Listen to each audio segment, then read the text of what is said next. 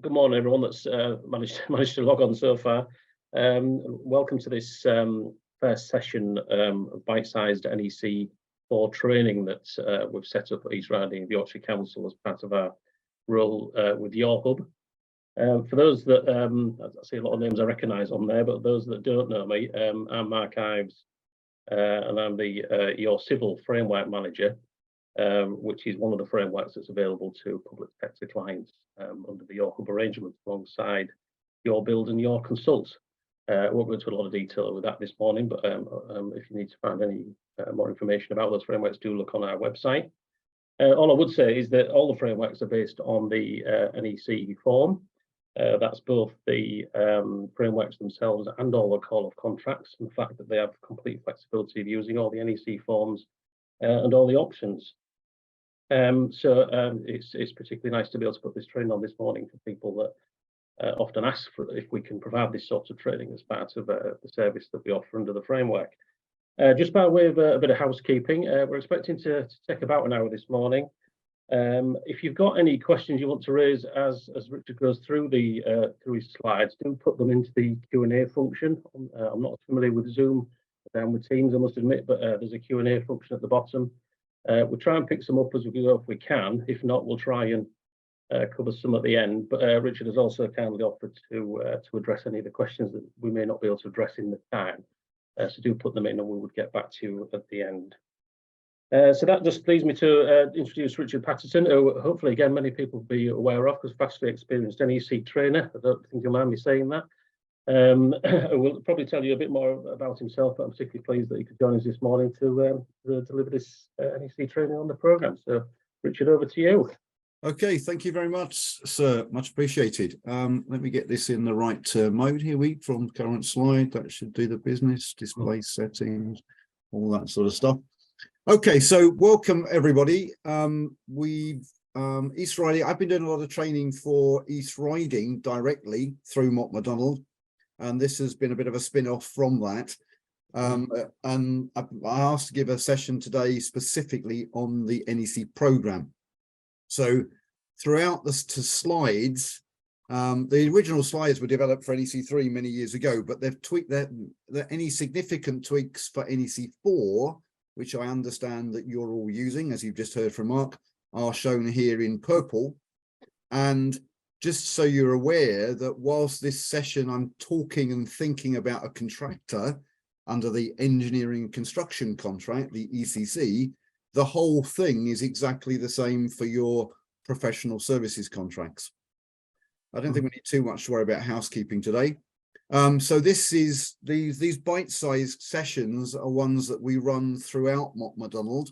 And this is the one that we do on programs. This is the program for those bite-sized sessions this year.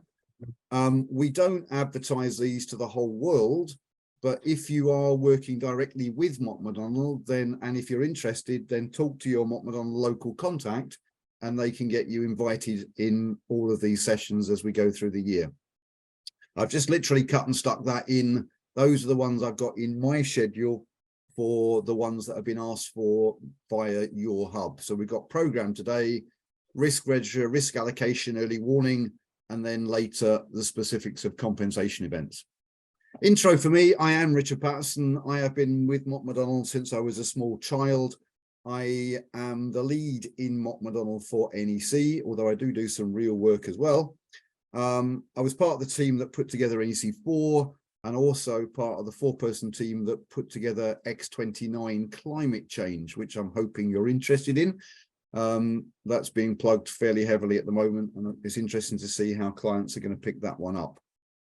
So program, stating the blindingly obvious, you can only manage the future, and therefore program is key for any project, and I would say for any contract. And just be aware, as you'll see today, NEC has by far the most detailed and active requirements for a program in any standard form of contract anywhere on the planet. That much I can tell you. I spend a lot of my life having to work with FIDIC contracts, which is the commonly used contract internationally. And that and most other contracts, it just sort of says, give us a program. but doesn't actually give you any details on what you're supposed to do with the program. NEC is hugely different. So why is the program important? Well, we need a plan. We need to see what the contractor's supposed to be doing. That's sort of obvious. The difference with NEC is that clause. I'll just give you a moment to read it. Just have a read, because you've got to read the contract.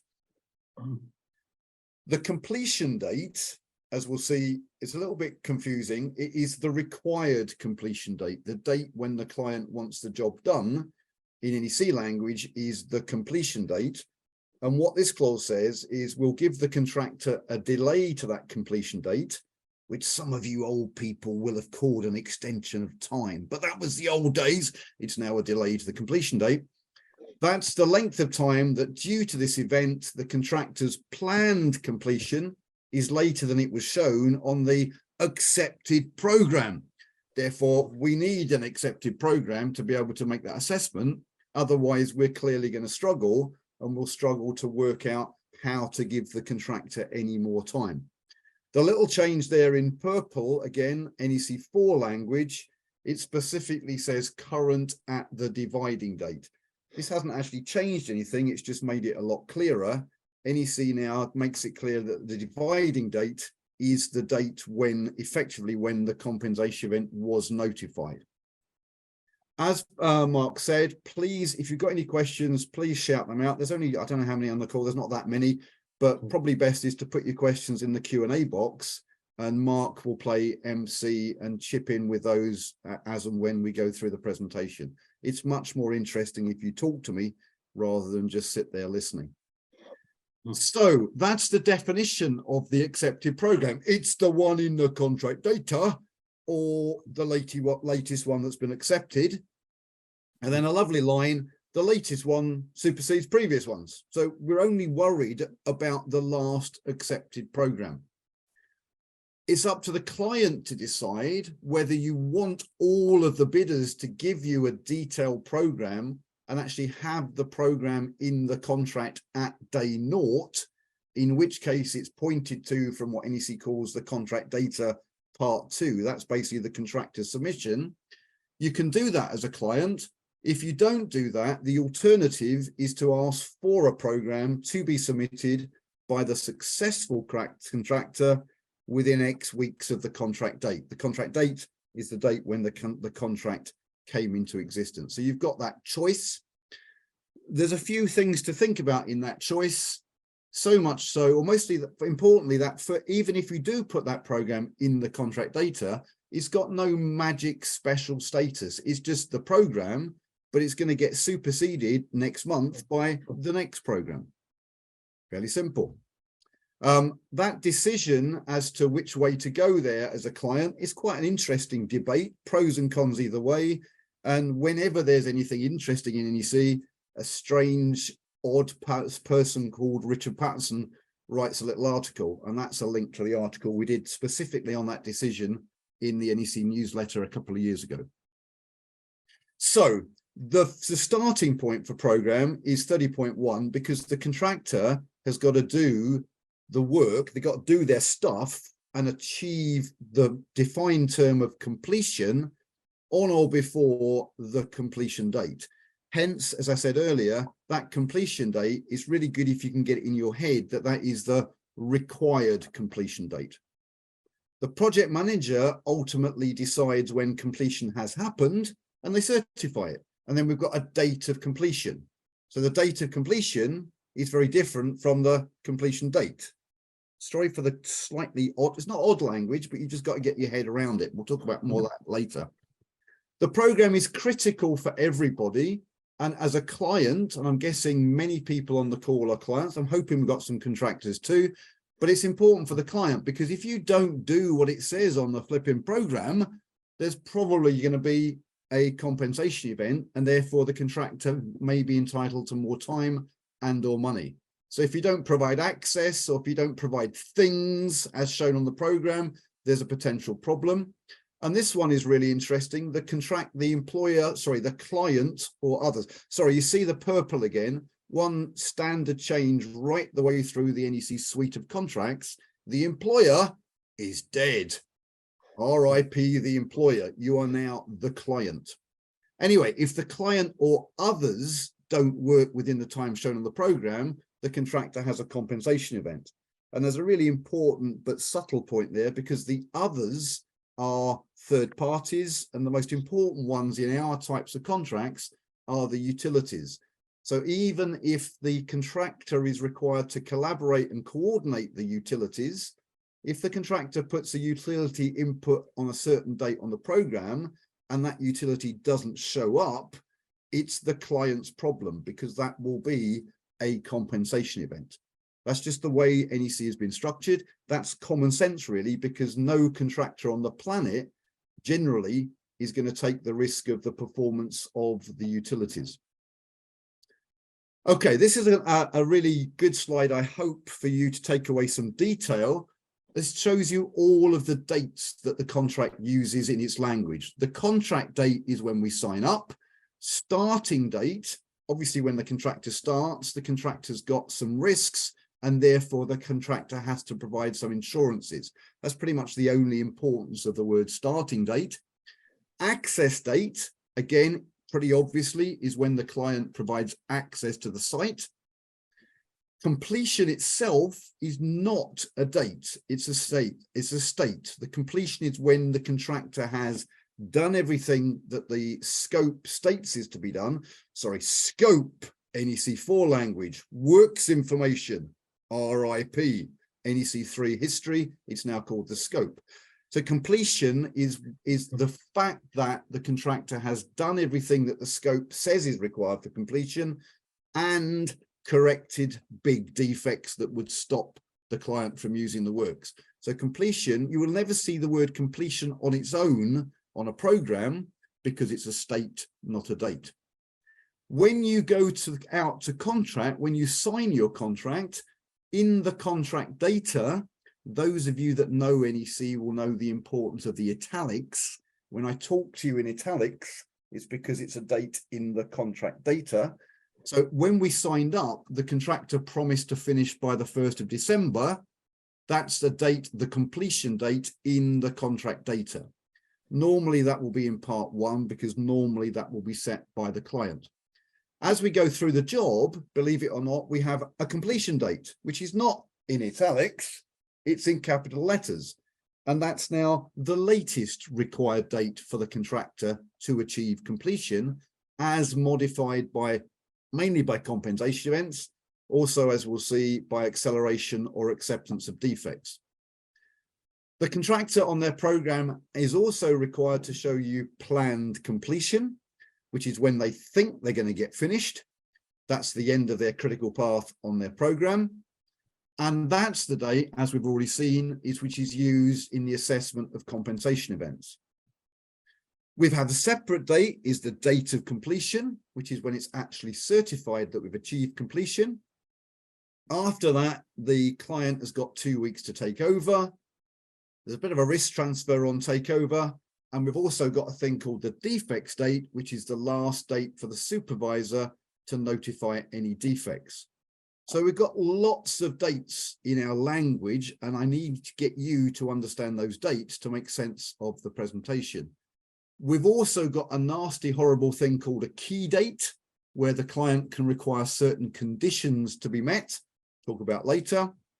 Everything in italics is in the contract data. Everything on the slide relates equally to the professional services contract, except access dates and takeover, which do not appear in the professional services contract.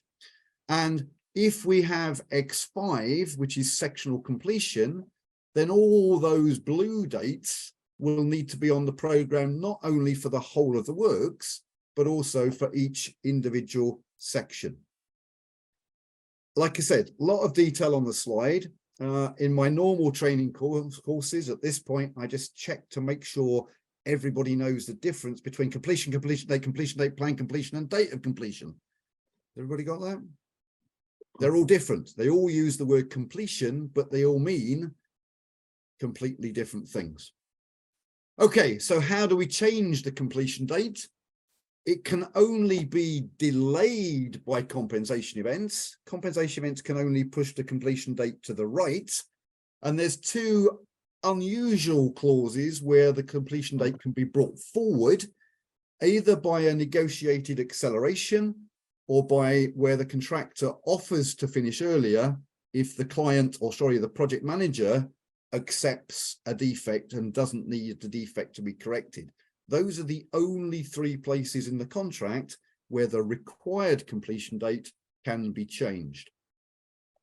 We've already shown that. That's the completion date definition. Okay, so that's the basic language. Now we move on to the detail of what the poor contractor, and consultant needs to show in the program. Firstly, it includes various specified dates, pretty much everything I've just shown you on that previous slide. The order and timing of the contractor's planned operations, that's where we need the Gantt chart to show how it fits together. The order and timing of the clients and others' work. And it, lovely little line, it says, as last agreed with them. So the contractor can't just throw in a whole load of unrealistic obligations on the client and others. They have to have been pre-agreed with the client. They've also got to show the planned dates that the contractor plans to achieve those conditions. Those are the conditions that are subject to a key date. Also, float and time risk allowances. We'll talk about those later. And also, whenever the contractor needs things, whenever they need access, acceptances, and stuff being provided by the client, the contractor clearly will want to show those on the program, not least because if you, the client, don't do it, there'll be a compensation event. And there's more. So for each operation, the program is required to include a statement of how the contractor plans to do the work and principal equipment and other resources. So the program has to be resourced, not costed, but resourced. And last bullet point, anything else which we've said in the scope we want to see on the program. So basically, I'll use an English term here, shed load of detail. Shed load of detail, and the program, if you go into a normal consultant's office and talk about a program, everybody will think about a Gantt chart. But because of this bullet point, the program is also going to include a bit of a narrative and resources. So you can get all that onto a fancy P6 program if you've got people that can play with P6. But quite often with relatively smaller contractors, maybe a smaller contract, the program ends up being a collection, maybe an MS project program, a little bit of a Word document for the narrative, and probably a spreadsheet if you're lucky for the resources. That's what happens in the real world. And believe it or not, I do sometimes believe in the real world. NEC has no separate terms for all of these things on the left. They're just all in the program, the one accepted program. So, process for accepting said program. Contractor submits. They've got to do this once every stated period in the contract data. 9 times out of 10, there'll be a monthly program update. The project manager then has got to either accept or not accept. And like all things in NEC, whenever there is an acceptance required, the next sentence says reasons for not accepting. These are your 4 reasons for not accepting a program, oh project managers out there. Now, 2 of those reasons are fluffy as hell, not practicable and not realistic. This is where I tell you, and you need to believe me, you need to talk to each other. You need to set up a monthly meeting where the contractor explains to the project manager the changes to the program so that the project manager can be convinced that they are indeed practicable and realistic. You can't do that just by an exchange of email, in my not so humble opinion. Acceptance doesn't change liability, 14.1, but you do as a PM, project manager, have to beware of the contractor blatantly slipping in additional client or PM obligations that are not realistic. The acceptance is a binary decision, yes or no. But from experience, it's good practice from a project manager. Maybe you'll say, program accepted, but next month we really need a bit more detail on X, Y, Z. We need to be realistic about this program. It's got to be a document that works for both sides of the team. Smash, bang, wallop. That's one of the nasty enforcement clauses in the NEC. If the contractor hasn't given you a first program showing the information which the contract requires, that's that second bullet point, then the project manager is required to retain 25% of what NEC calls the price for work done to date, which is the main chunk of the payment to the contractor. So there's a direct financial hit on the contractor, clearly designed to incentivize the contractor to do what it says in the contract and give us a decent program. I could try and say that in the Belfast accent in which I heard it. I'm not going to. I will spare you. The point is, there are some people who you really don't want on your NEC project. If that's your project manager's mindset, you need to kick them off the job. If you're a project manager under an NEC, it's your job to accept the program, subject, of course, to those reasons I've just shown you. So when do we revise the program?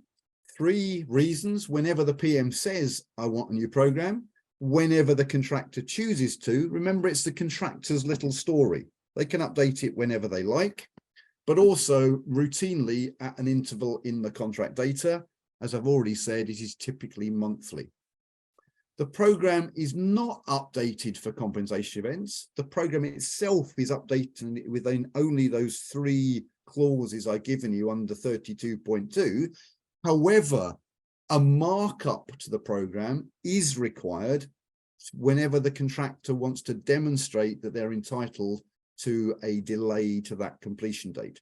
So the program is used for compensation events, but it's not the program itself. The formal program is not updated for each compensation event. That revised program has to show, obviously, actual progress and its effect on what's going on next.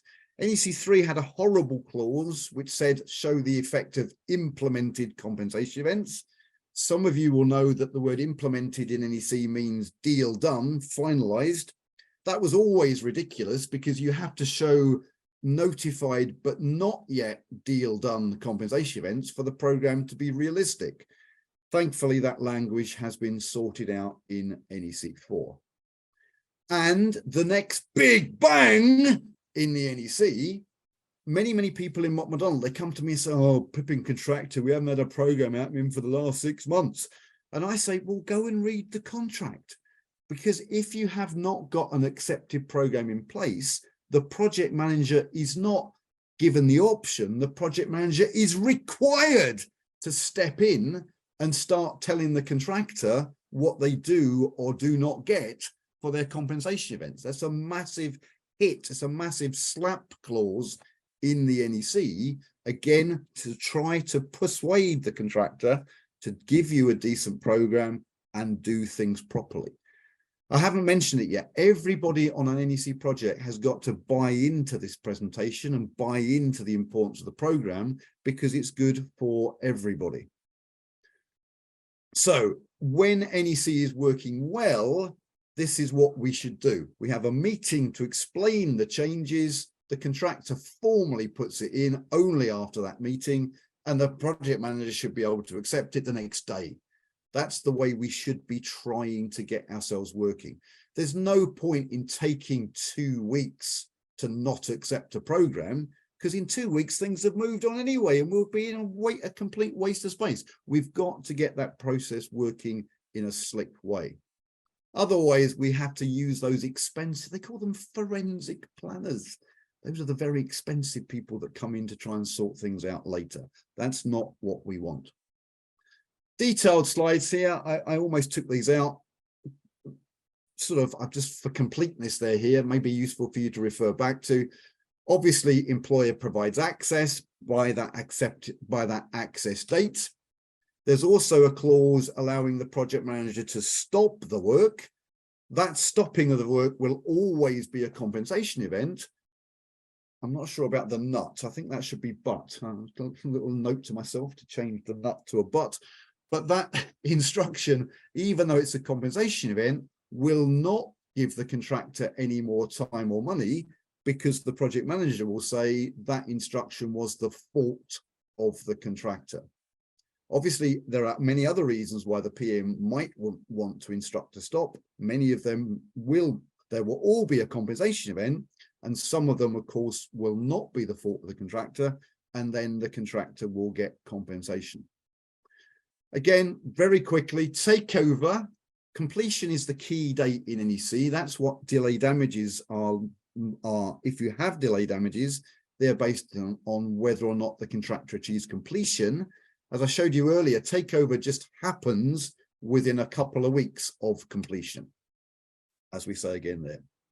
There is also a clause allowing the client to take over parts of the works before completion, but that obviously, because unless that's been preordained in the scope, that will be a compensation event, because the client may well be in the way and causing the contractor some difficulty. Interestingly, it's not a compensation event if that takeover of a part of the works is after the completion date. The completion date, again, when the contractor was supposed to have flipping well finished. Therefore, after the completion date, in theory, the client can walk in without any compensation event. Acceleration, you do not want to go there, Mr. Client people on the call.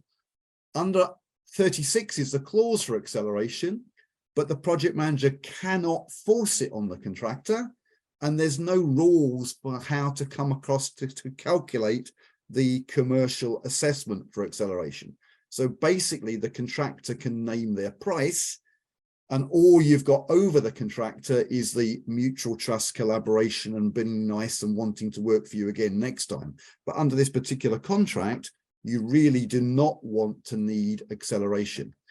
Acceleration, I should have said, is an agreement to bring forward the required completion date.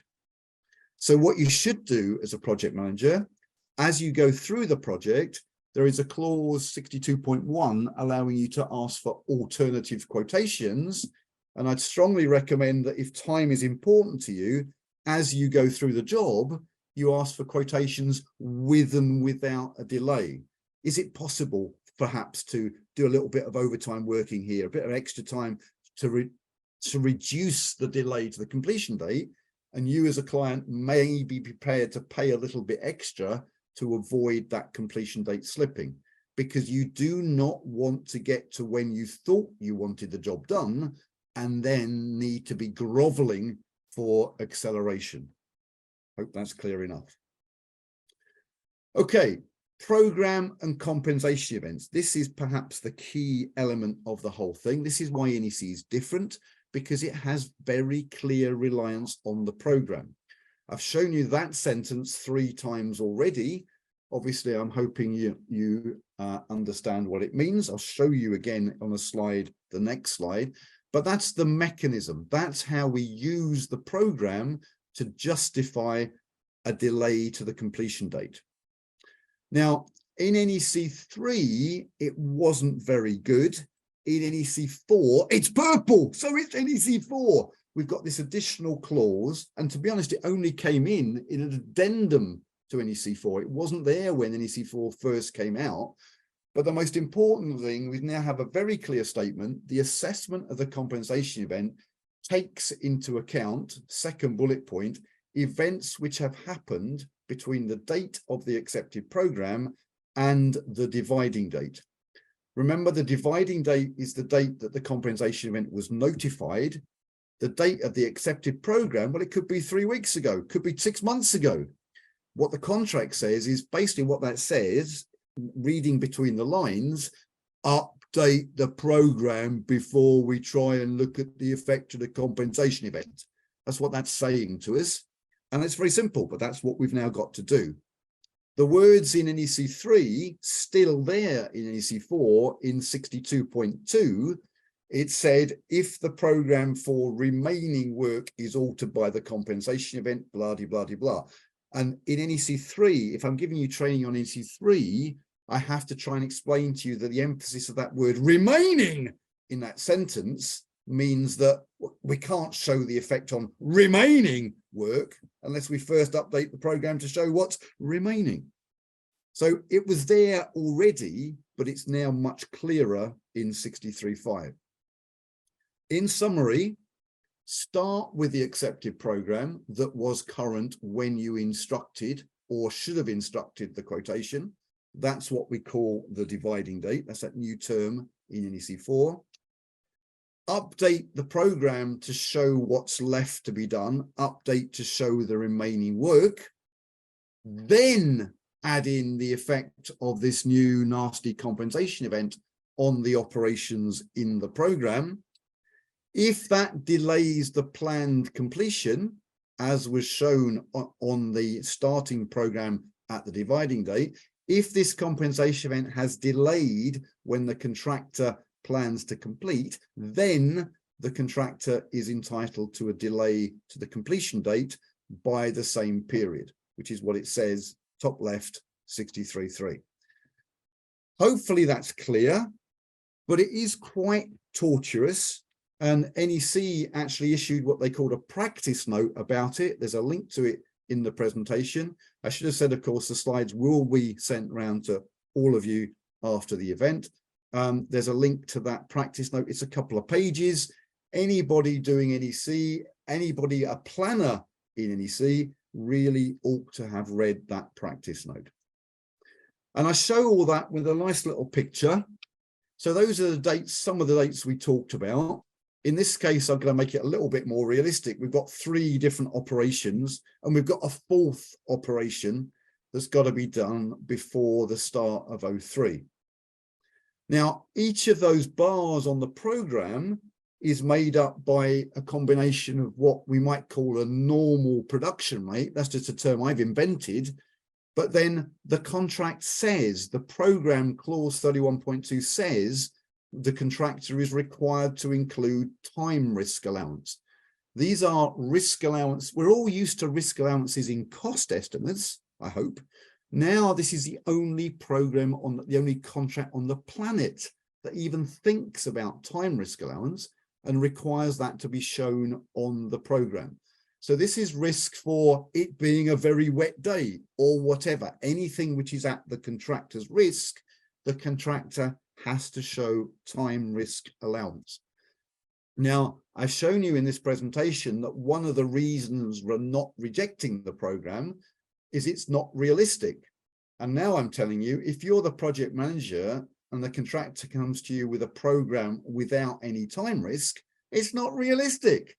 I think that I was going to say something like shit happens, but I shouldn't say that on a professional training course. But problems will happen, excuse me there, problems will happen. Therefore, the contractor has to show an appropriate risk allowance for that. There's no calculations, there's no guidance to tell you what that risk allowance should be. That's going to have to be determined to be reasonable by the contractor and the project manager. I hope that's clear. So what do we call that period? We call it float. What do we call that period? I could ask you to shout out, but I'm not going to. The planners on this planet call that the terminal float. The word terminal does not appear in the NEC, but that's what planners call it. That's the clause we keep talking about. How do we calculate the delay? So if compensation event 01 comes in here and delays the start of 03, then planned completion will get moved back by the same period.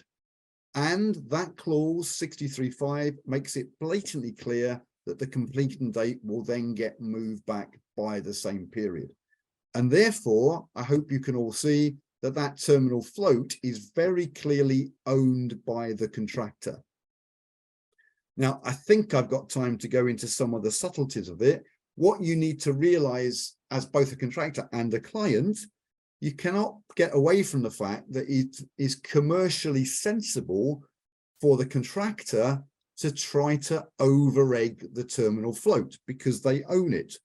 They can over-egg the terminal float. Over-egg, is that a technical term? You know what I mean. Exaggerate the terminal float. You can only achieve terminal float by showing shorter periods along the critical path. And therefore, as a project manager, when you receive a program, you've got to make sure that those critical path operations are showing a realistic duration in the back of your mind, realizing that commercially, the contractor wants to be showing a longer terminal float than might be realistic. I hope that makes sense. Now then, if we have a second compensation event here, now you can see from my nice little slide that that's not going to affect plan completion. And therefore the float has been used in this case by the client because they've got some extra work done, this CEO2, without affecting plan completion and therefore without having to give the contractor a delay to the completion date. That's all very clear, but what I'll do is jump into this mode in my program. If when we come to assess that compensation event, remember, I've just told you that we first have to update the program. So if when we update the program, the contractor can demonstrate that they've had some problems with 04 and it's out here now. So we update the program to show that, and then we put in the compensation event. You can see very clearly that now that compensation event is going to interact with the critical path. Now there will be a delay to plan completion, and therefore the contractor will get a delay to the completion date. And because of that, we use this lovely line in NEC training, NEC language, the terminal float owned by the contractor, other float, non-terminal float, is owned by, guess what, whoever gets to it first. I hope that makes sense. I think it makes sense. Move on. Slideshow from current slide. Okay, this is horrible. I hate this per term in the contract. I love NEC, you might have noticed, but I don't like key dates. Remember, these are dates where you tell the contractor to meet a certain condition. So in the contract, we've got two different ways of doing that. We can either have sectional completions or we can have key dates. Sectional completions are things that the client will take over when they're finished. Key dates are just things that have or have not been achieved, but there's no takeover. If you what you shouldn't do in NEC is just litter the scope with specific dates, because if the contractor misses a date in the scope, the only way that will be a breach of contract, but the only way to get any money out of them for that breach of contract will be to sue them. And that's not the way we tend to behave on our construction contracts. As I said, X5, there is takeover and there might be predetermined damages if you've used X7. These X numbers, I'm hoping you know, I should have said, are secondary options within the NEC. There's also an option for a bonus for finishing earlier, X6. We don't see that often enough. Within the key dates, it's different. There is no takeover, and also there's no predetermined damage. The clause that acts with key dates is 25.3. If the project manager decides that we haven't met the condition by the key date, and if the employer incurs additional cost in carrying out work on the same project, the additional cost is assessed by the project manager, and the contractor pays. That's horrible for the contractor because they've got no idea how much they might get stung if they miss a key date. It's assessed by the project manager. Obviously, the project manager is going to have to be reasonable because it could all be challenged at adjudication, but there's no clarity on how much the contractor will get hit if they miss a key date. On the other hand, it's not a very good clause either for the employer. Sorry, that should say client in that sentence. As you all know, there should be a /client in purple. These slides always improve whenever I give any presentation. But what this clause doesn't do is protect the client from all and every knock-on consequence of missing the key date, the client can only take money off of the contractor if the client has actually incurred cost because of missing the key date. I think I've got time. My normal example for this key dates, if you had a client with 2 contracts on the same site and they give contractor 1 a key date to build an access road to be used by contractor 1 and contractor 2. Now, if contractor 1 misses that key date, there will be a compensation event claim from contractor 2 because they haven't got their access road on time. So you'd like to think that the client could pass on that compensation event claim to the contractor 1. But they can only do that if they have actually incurred additional cost through carrying out work. In other words, if they've actually got somebody in to complete that access road. Doing that is likely to be very, very messy, very, very difficult contractually, and unlikely to happen. So in summary, I spent too long on it, but key dates, be careful. Move on. So a few very important but key changes, key changes in NEC4. Simple line that the program has to be in the form stated in the scope. So what we do routinely, we want the program to be submitted as a PDF so everybody can read it, but we also need it submitted in its native software so that our planners can dig below the surface and understand it. Also, a new clause which was much welcomed by the market. If in NEC3, if the project manager did not respond to a program, nothing happened. It just sat there. In NEC4, if the program hasn't responded within that 2-week period, the contractor can say, "Oi, you're a waste of space. If you don't respond within another week, program is treated as deemed accepted." That's a good clause. So, program is absolutely key. It will need specialist people who understand programs, not just Primavera and how to write this fancy software. You need people who really understand operational periods, really understand the linkages required to make a program work. As I showed you earlier, you have a choice as a client whether or not you choose to get a program in place at the start, at contract date, day 0. Personally, I think that's a good thing to try and achieve. We have too many contracts around the country where we don't get off to a good start with a decent program. As I've said, you need to get in the mindset of collaboratively updating this program each month and get everybody to recognize the importance of the program and to use it. And as I've said before, in professional services contracts, everything I've said in an hour is all the same. And I shouldn't admit this to you, I work for Mott MacDonald, which is a fine 18,000 strong staff-owned consultancy, and some of us are not very good at programs. Did I say that? I shouldn't say that. So it's a bit of a shock to the consultants working under PSC. What I haven't mentioned, and I'll mention now, is that if you've got a relatively straightforward, sensible, short, low-risk professional services contract, you shouldn't be using the PSC. You should be using the professional services short contract. And in that short contract, one of the things that's made it shorter is they've deleted all this stuff about program. All it says is the consultant provides a program as stated in the scope. That's a summary. This is a little test for you all. Everybody knows what the completion date is. The required date for completion when we signed up. The completion date.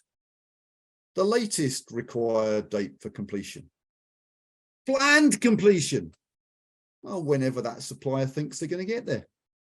Completion.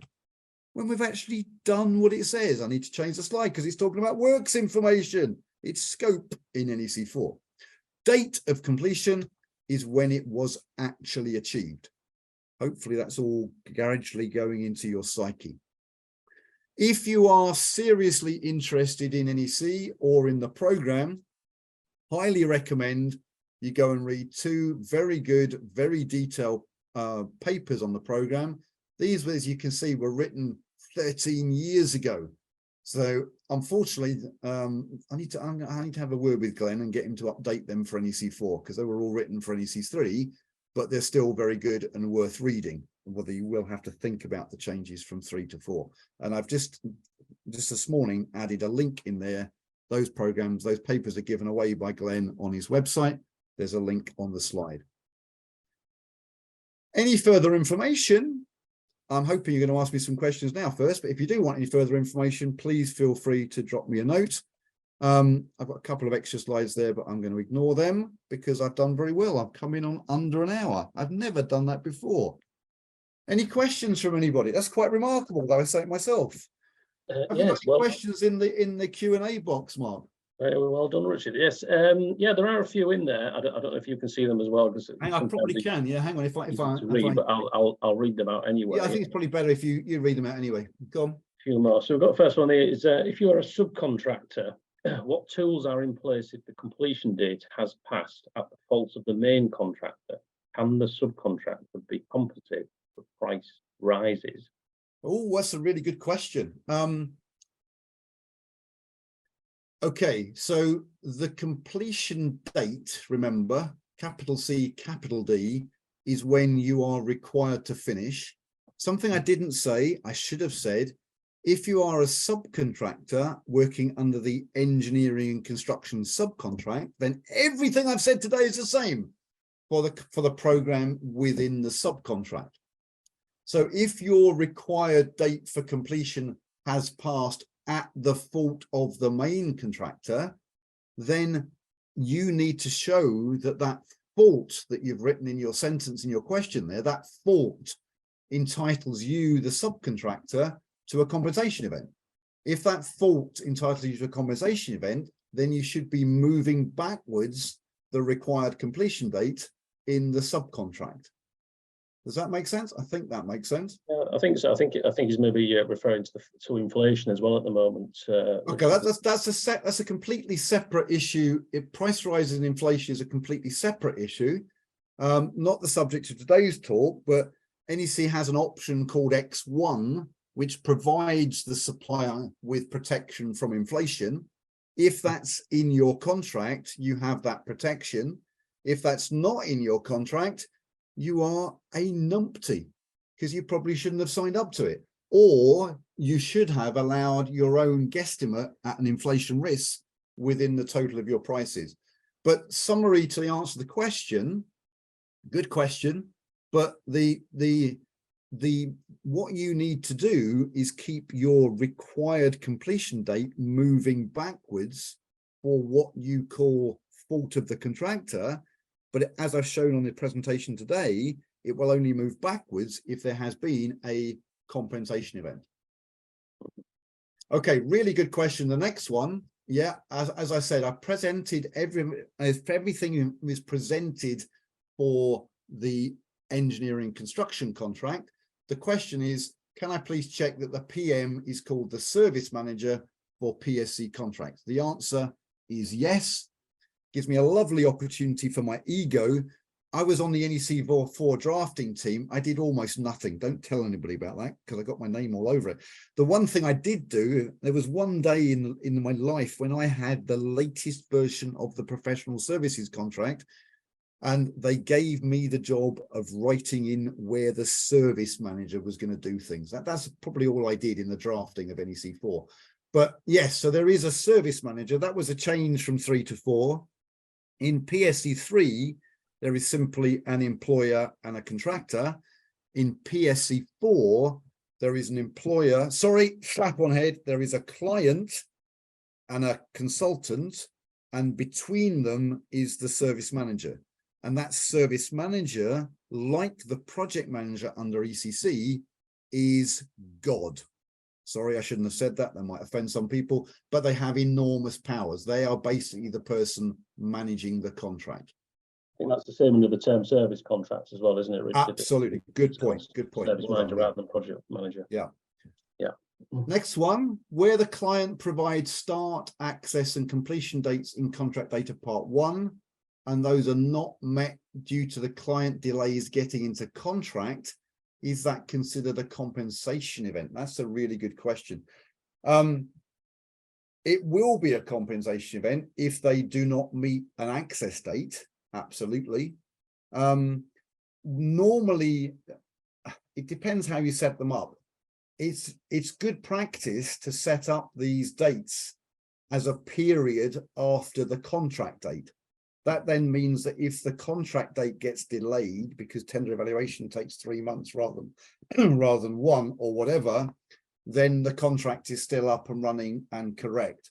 Or would we revise the dates in the contract data by agreement? Obviously, one can do anything after award by agreement. That's what we call an addendum, clause 12.3 in both ECC or PSC. So you can make those changes by addendum. You've got to be careful, though. You really, really want to get those sorted before you actually sign up. That's the obvious recommendation for you. And then one last one. I've experienced contractors masking their own delay by reducing the duration of activities in the remaining works. How would you approach this? Well, I'd shock horror that we might have a contractor trying to play with the program in such a way. All you can do, the question was, how would you approach this? The only question of approaching it is whether or not the PM is going to accept, or the service manager is going to accept the program.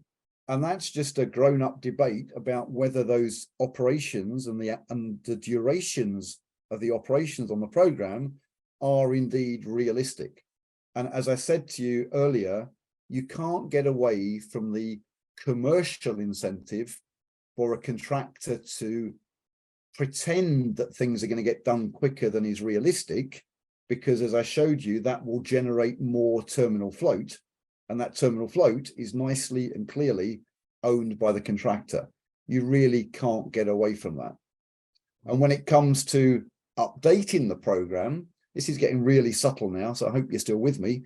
When it comes to updating the program, it's going to be always, perversely, it's going to be in the contractor's interest to exaggerate delays that aren't on the critical path, because that will show them using up that float.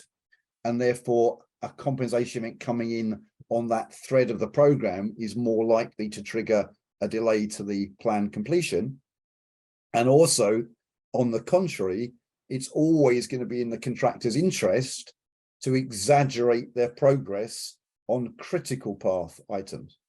So there's no words for it in the NEC, but hopefully it's clear to everybody that the project manager needs to work with the contractor to develop a sensible system for monitoring actual progress, so that the program is indeed realistic and showing what's happening out there on the project. Yeah, so that's from us. Thanks again, Richard, and thanks to Julie in the background that set up the session for today. If people are interested and haven't registered for the other courses that are set up, you can get the registration through the YORhub website. They're on the 8th of March and the 4th of April, I believe, to do with risk register and compensation events. So hopefully you'd be interested and want to attend those. But yeah, thank you for that, Richard. I think that was really helpful for myself as well, and update on where things are. And I hope people found that useful.